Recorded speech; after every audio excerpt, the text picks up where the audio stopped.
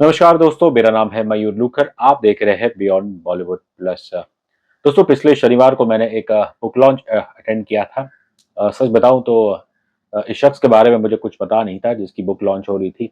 लेकिन क्योंकि बड़े-बड़े दिग्गज लोग आए थे वहाँ, शत्रुघ्न सिन्हा, जितेंद्र साहब, राकेश रोशन साहब, अनुभव खेर साहब थे, फिर बाद में रंजीत साहब भी आए थे। तो यही था कि क्यूरियोसिटी थी कि आखिर ये शख्स है कौन? तो दरअसल ये बुक लॉन्च थी of a film producer and a film investor called one Mr. राजन लाल, जो कि दुबई बेस्ड है।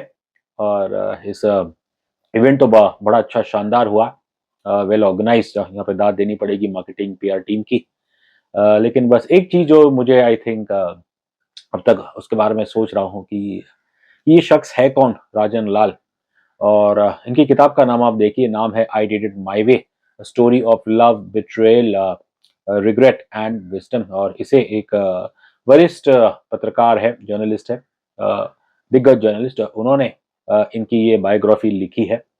अब राजन लाल जी, मैं सच बताऊं, इनको पहले जानता नहीं था। लेकिन इस पूरे इवेंट के दौरान जो एक कॉमन चीज़ थी, वो यही थी कि जो शत्रुघ्न सिन्हा साहब ने कहा, अनुपम खेर जी ने भी कहा, और बार-बार इस शब्द का इस्तेमाल किया गया कि it takes courage to write about your personal life, और should I say in mister Rajan Lal's case his personal man. Shatrughan Sinha ji, खैर वो तो है ही, उनका सेंस ऑफ ह्यूमर कमाल का है। उन्होंने तो सीधा अपने दोस्त उनकी छवि पे एक सवाल सा खड़ा कर दिया, ये कह के कि इनकी ज़िंदगी में जो समस्या थी कि he always struggled to be committed in one relationship. So obviously, Mr. Rajan Lal has led thus far a long life. He's around 80 years old, 78, 79. और अब किताब के टाइटल में भी मेंशन किया गया है लव बिट्रेल। और तो वही है कि मतलब एक शख्स जिसकी ज़िंदगी आप कहें, personal life up and down रही है, कमिटमेंट इश्यूज रहे हैं, इनफिडेलिटी रही है। तो उस हिसाब से मैं वही सोच रहा था कि क्या आज के इस समाज में एक शख्स जिसकी पर्सनल लाइफ मेसी रही हो, जिसके कमिटमेंट इश्यूज रहे हो, who's been an infidel probably, क्या उसकी ज़िंदगी एक प्रेरणा दे सकती है?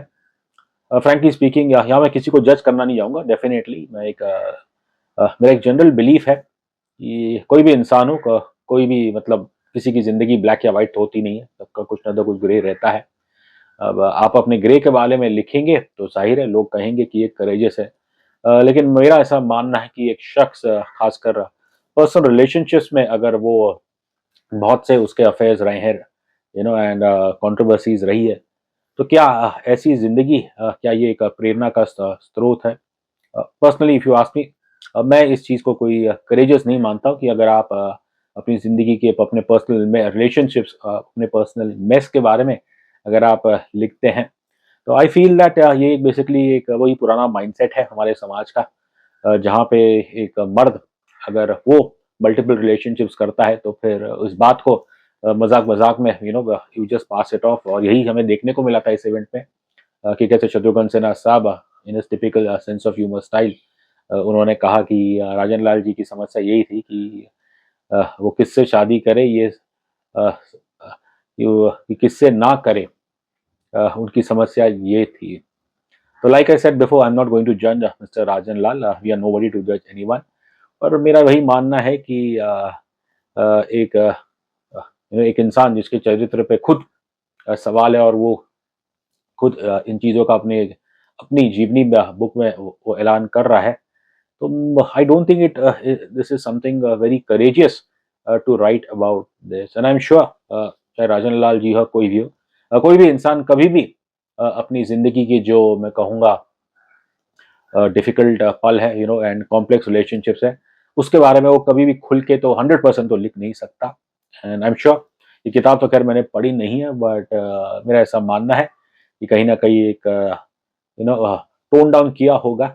और इस इवेंट में वही था कि राजन लाल जी खुद, उन्होंने इतना तो कुछ कहा नहीं, लेकिन जो उनके दोस्त आए थे, शत्रुघ्न सिन्हा साहब, उन्होंने तो खुल के बोला, अनुपम खेर जी ने भी कहा, और फिर राकेश रोशन साहब जो नॉर्मली बहुत शांत स्वभाव के, उन्होंने तो दंग कर दिया हमें ये कह के कि काश जो गलतियाँ जो राजन लाल जी ने अपनी ज़िंदगी में की है अब तक, वही चीज़ वो अपनी ज़िंदगी में अब करना चाहेंगे। Obviously he meant it in all humour में कहा था, but like I said before कि जब इन्फिडेलिटी की बात आ जाती है और अगर आप एक मर्द की बात करते हैं, तो हमारा समाज उसे बस एक ह्यूमर में पास ऑफ कर देता है। इट्स ऑलमोस्ट एज़ इफ कि कोई एक मर्द के लिए इन्फिडेल होना, बेवफ़ा होना वो जैसे कोई खिताब है।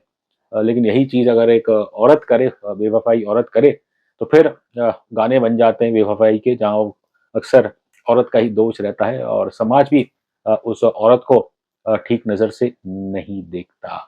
तो ख़ैर ये है मेरे विचार, and with due respect to mister Rajan Lal, I am sure he is led a glorious life, colourful life.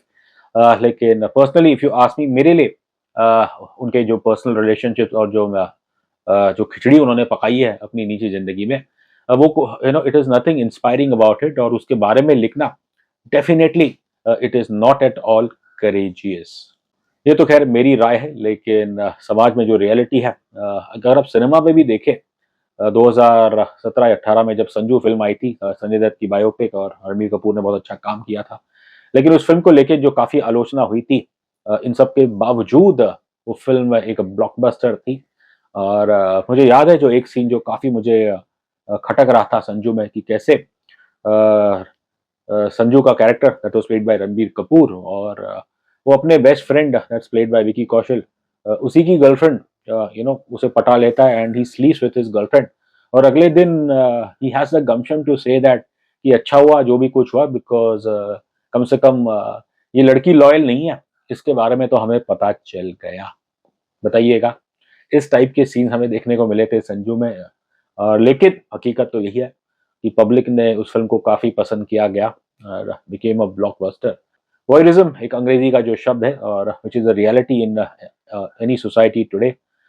लोग, आप किसी इंसान की 10 अच्छाइयाँ उसके बारे में लिख लो, अ अधिकतम लोग उसपे उसे नज़रअंदाज कर देंगे।